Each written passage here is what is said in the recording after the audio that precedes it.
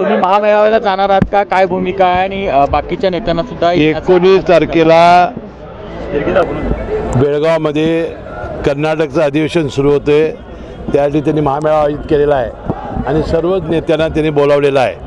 त्यांना परवानगी मिळेल का न मिळेल परंतु ते मेळावा घेणारच आहेत आणि सर्व आम्ही नेते मंडळी त्याला जाणार आहोत. इतर नेत्यांनी सुद्धा यावं अशा प्रकारची अपेक्षा तुमची आहे? सर्व पक्षांनी यावं. शाहू आंबेडकरांनी सुरू केलेल्या शाळांच्याबद्दल